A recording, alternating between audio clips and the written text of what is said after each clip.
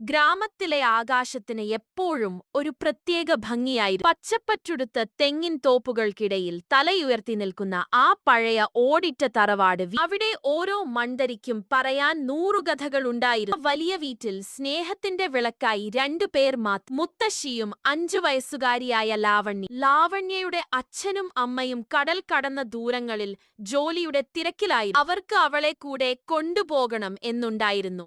അതെ, നമ്മുടെ മോളെ ഈ വരവിന് എങ്കിലും നമ്മുടെ അടുത്തേക്ക് കൊണ്ടുവരണ്ടേ? വേണം. അവൾ അവിടെ നിന്ന് പഠിത്തം ഒന്നും ശരിയായില്ല.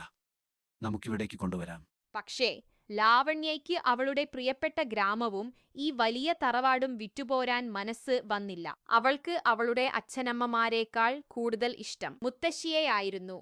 ആ വൈകുന്നേരങ്ങളിലെ സുഗന്ധം. എല്ലാ ദിവസവും വൈകുന്നേരമായാൽ ആ വീടിനു പിന്നിലെ കുളക്കടവ് ഒരു കൊച്ചുസ്വർഗമായി മാറും. കൽപ്പടവുകൾ നിറഞ്ഞ ആ കുളത്തിന് ചുറ്റും തണൽ വിരിച്ചു നിൽക്കുന്ന മാവുകളും പ്ലാവുകളും. മുത്തശ്ശി തന്റെ കൈകൊണ്ട് കാച്ചിയെടുത്ത മണമുള്ള എണ്ണയുമായി അവിടെ വന്നിരിക്കും. ലാവണ്യ, ഇങ്ങോട്ട് വന്നേ. മുത്തശ്ശിയുടെ വിളി കേൾക്കുമ്പോഴേ ലാവണ്യ ഓടിയെത്തും. മുത്തശ്ശിയുടെ മടിയിൽ തല ചായ്ച്ചു കിടക്കുമ്പോൾ ആ ചുളിവു വീണ കൈകൾ ലാവണ്യയുടെ തലയിൽ എണ്ണ തേച്ചു പിടിപ്പിക്കും. കാച്ചെണ്ണയുടെ മണത്തോടൊപ്പം മുത്തശ്ശി പറയുന്ന പഴയകാല കഥകളും കാറ്റിൽ അലിഞ്ഞുചേരും. കുളത്തിലെ മീനുകളെക്കുറിച്ചും തൊടിയിലെ പൂമ്പാറ്റകളെക്കുറിച്ചും മുത്തശ്ശി കഥകൾ നെയ്യും. കഥ കേട്ട് ലാവണ്യ മതിമറക്കുമ്പോൾ മുത്തശ്ശി കുളത്തിലെ തണുത്ത വെള്ളം കോരി അവളെ കുളിപ്പിക്കും.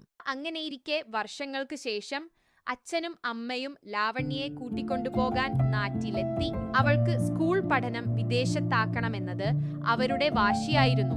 യാത്ര പറയുന്ന ദിവസം തറവാടിന്റെ ഉമ്മറത്ത് നിൽക്കുമ്പോൾ ലാവണ്യയുടെ കണ്ണുകൾ നിറഞ്ഞു തുളുമ്പി. മുത്തശ്ശി അവളെ ചേർത്തു പിടിച്ചു. പക്ഷേ മുത്തശ്ശിയുടെ ആ കണ്ണുകളിൽ സങ്കടത്തേക്കാൾ ഏറെ വാത്സല്യമായിരുന്നു. പോയിട്ട് വരണേ എന്റെ കുട്ടി, മുത്തശ്ശി ലാവണ്യയോട് പറഞ്ഞു. അവളുടെ അച്ഛനും അമ്മയും പോകാനുള്ള തിരക്ക് കൂട്ടി കാർ മുന്നോട്ടേക്ക് നീങ്ങിത്തുടങ്ങി.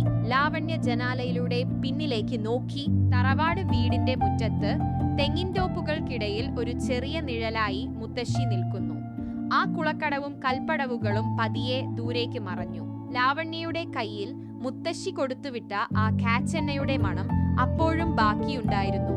ആ മണം അവളുടെ കണ്ണുകളെ വീണ്ടും നനയിച്ചു. ആ കുഞ്ഞു ഹൃദയം മന്ത്രിച്ചു, മുത്തശ്ശി, ഞാൻ തിരിച്ചു വരും.